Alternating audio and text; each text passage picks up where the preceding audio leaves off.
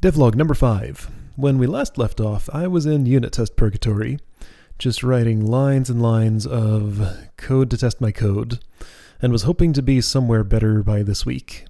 I kind of am. I have a lot of the unit tests I need done. Not all of them, but enough to move on. I have some of these disabled, but this is mostly what I want this to look like. This is the one last test case that I want to get all the way written before I move on.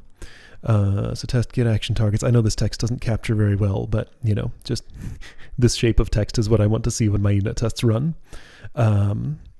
Anyway, so I'm mostly there. I just spent the last few hours wiring up the UI to work with. No, that's not what I want.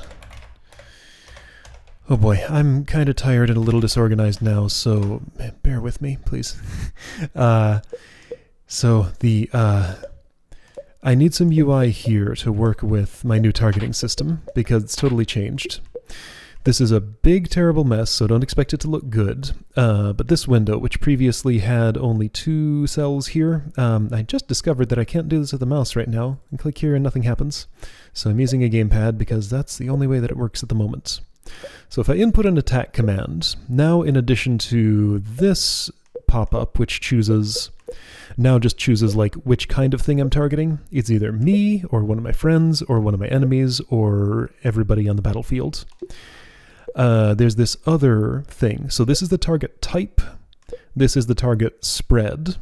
So you got single, all in row, all rows, all spaces. It does bother me a little bit. It's probably bothering the rest of you that I am using the word row for a vertical list of things, just because that's the way it worked out on the battlefield. Well, you can't really see it here. Let's go to a different encounter. So if I just go in here, yeah, like this is a row, these 2 things. I mean, turn your head sideways and it's accurate. I don't use the word column, but yeah, a row is like, two champions standing side to side facing their enemies on the other side. So like this one, if there were a champion here, it would be standing behind my warrior. But these are next to each other facing left. These are next to each other facing right, and that is a row. Anyway, so I can do stuff like, okay, here, I'll do encounter 2. Got the sword, got the potion. I still just have my attacks defaulting to something sensible here. This is probably a little hard to see. There, right, full screen takes a moment to catch up. Just so it's easier. So yeah, single, all in row, all rows, or all spaces. So what this means is if I'm attacking, let's say friend all in row, then that means that everybody who's standing next to me in my row on the battlefield is going to get this effect. Now I can't do that with an attack because it only is allowed to single targets. And I don't want to hit my friend. But let's look at it with, say, the fire spell. Or I guess I also have a venom spell that I can show. I configured those to have slightly different available ranges. So like with fire, a valid target would be enemy all in row. So that would mean like those 2 imps who are standing shoulder to shoulder there would both get targeted. Now the fire spell I've configured not to be able to target all rows or all spaces. All spaces is just all rows, all spaces. So the entire left side of the battlefield would be targeted if I choose enemy. The entire right side of the battlefield would be targeted if I choose friend. The entire both sides of the battlefield would be targeted if I chose both sides, but the fire spell can't target that the way I have it set up. Venom spell I set to allow everybody to take effect. One thing I really need to do here is to create an example scenario where I actually have like a bunch of champions on the battlefield, so I can show off this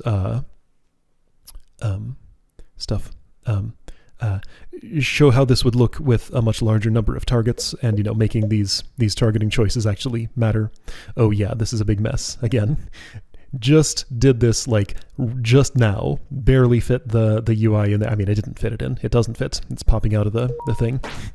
This is a big mess. Sorry, that's, has no valid targets for Venom. Why not?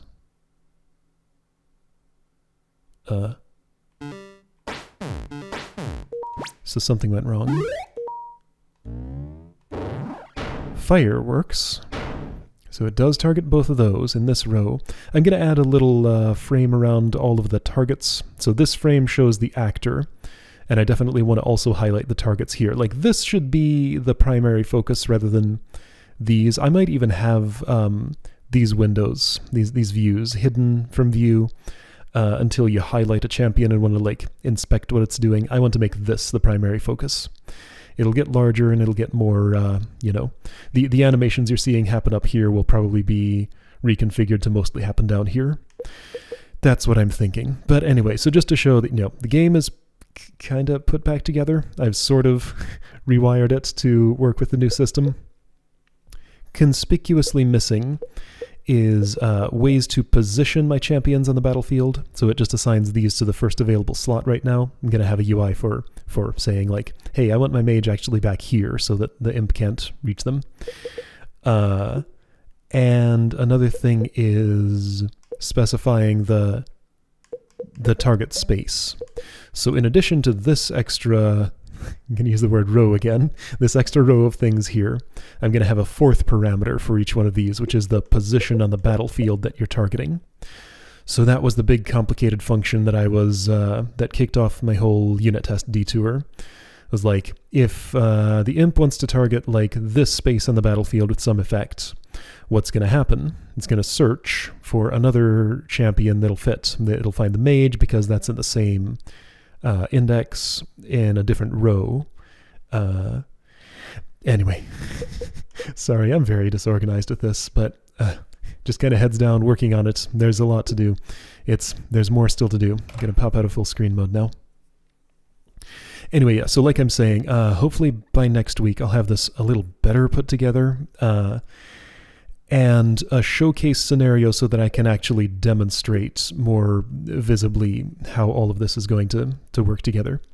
I also want to showcase all of the little loose ends I wrapped up when I wrote unit tests for stuff like status effects. There are lots of interesting things that I can do with status effects that were not fully implemented that I don't really have a way to easily show here. Let's see, this file will not be extremely readable to anybody who's not me, but yeah, okay, so here are all the types of status you can have. So resource change over time, that would include venom, so like every time that ticks, the health of the target goes down. That would also include regeneration, so every time that ticks, their health goes up, or any resource you specify could raise or lower their energy, could, whoa, where am I? I guess I clicked on puzzle 1. I have a solution here, sure.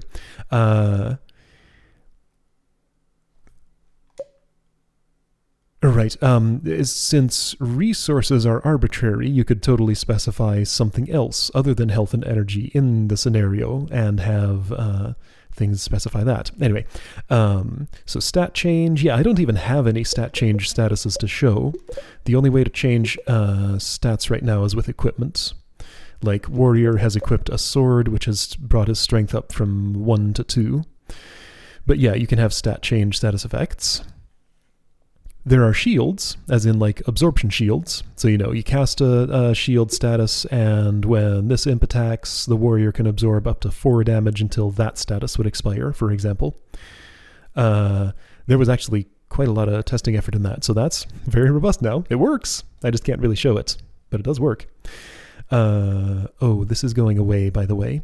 I'll talk about that more in a bit. Skip turn, so stuff like, for example, a sleep effect would apply to a champion, and when their turn comes up, just nothing would happen other than that the status would tick down. That one's actually unimplemented, so some more work to do on that. And you can also just have a custom status effect, which has no effect on its own, but can be checked for in formulas. And do, like, for example, I'd cast some sort of effect on the imp that would make it weak to fire, then cast the fire spell, and the formula for damage in the fire spell would check, hey, does the target have this fire weak status? If so, then double the damage done to them, or something like that. So anyway, you can have marker statuses that the formula would read and do stuff with. So this status effect absorb was this kind of half-baked system that I had put together for elemental absorption. Oh, okay, so showcase scenario. I guess I'm kind of listing stuff out for myself to show. Should also show elements. Elements basically don't play into any of the test scenarios that I've showed yet, but the fire spell is fire elemental. The attack is physical elemental. The venom spell is earth elemental, I think. This, by the way, this graphic is supposed to be... where are you? Do I not have the... I totally have the venom spell. What's going on?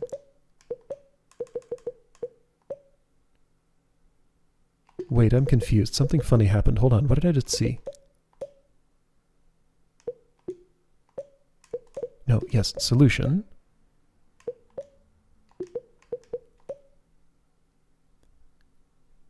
Ooh.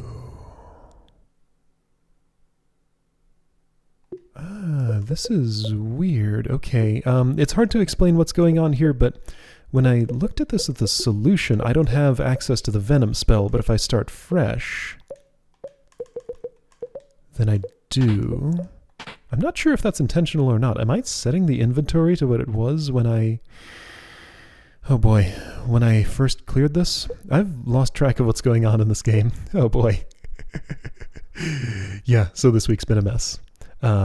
Anyway, right, yeah, this is supposed to be like a brambly vine sort of thing. That's why it's earth elemental. Anyway, so, right, showcase should include elemental responses and weaknesses and strengths and stuff. Right, so, I want to show that stuff. So, right, this absorb status was supposed to say, like, okay, I can pick, like, the fire element, and anybody who has this element will, when they receive damage in that element, actually receive it as a health bonus instead.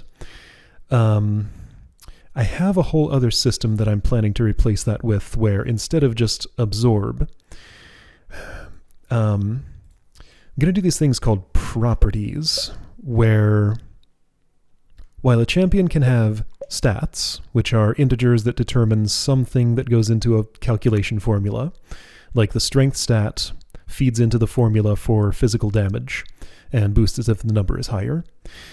They also have status effects, which right now, as I was saying, status effect stat change could temporarily increase or decrease a stat number.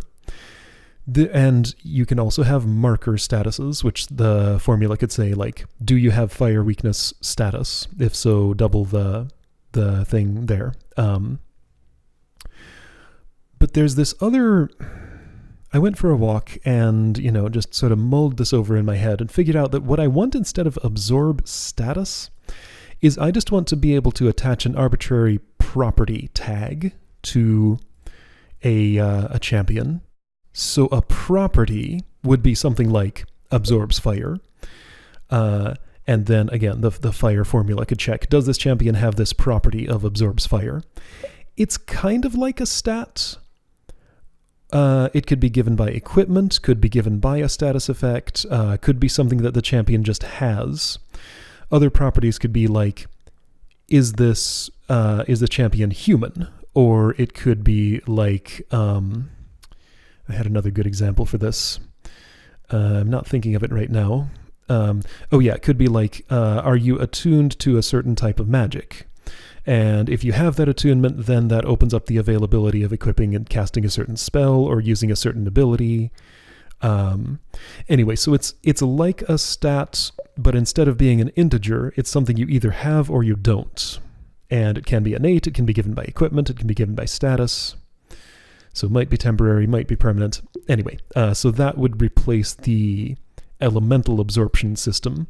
And then formula can just check if champion has property, absorbs fire, then invert the damage if it's negative, for example. Anyway, I feel like I explained that extremely poorly. It's not going to be complicated to implement, but I think it will have a lot of implications for puzzle design and stuff. So that's going to come immediately after I get this these battlefield layout loose ends tied up. And yeah, I will definitely put together a showcase scenario for all of these things I'm talking about. Okay, so I thought this was going to be a short one. I have a bunch of other stuff on my list to talk about. I'll go very briefly over it, since things I wanted to mention that aren't directly related to what I just talked about. I mentioned just a little bit about my development platforms and stuff. So I'm writing this game on a Mac. I'm deciding to record my videos on Windows because Windows is actually my primary target platform for this. And also it's where all of my video recording setup is, and the screen resolution I run at works better for this stuff. You know, there's just a few minor reasons to do it. I could record on a Mac, but I don't want to. The reason I'm developing this primarily on a Mac instead of on Windows here, which is my target platform, my primary one, is mostly just because of momentum.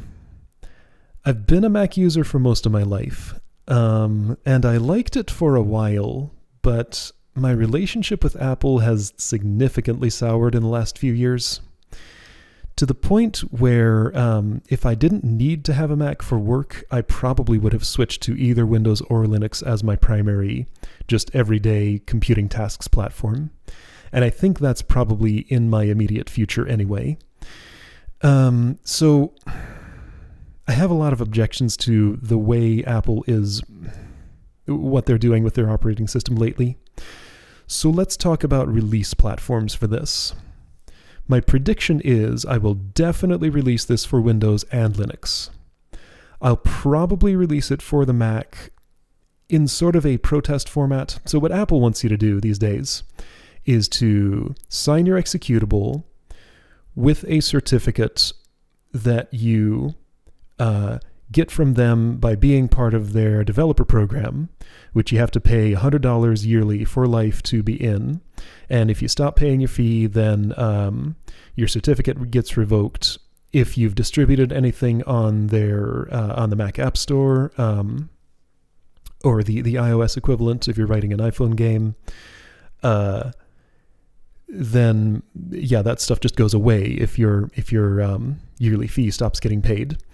And I'm not completely sure about things distributed outside the store. The operating system itself has been getting more and more aggressive every single version. There's this thing called Gatekeeper, which is their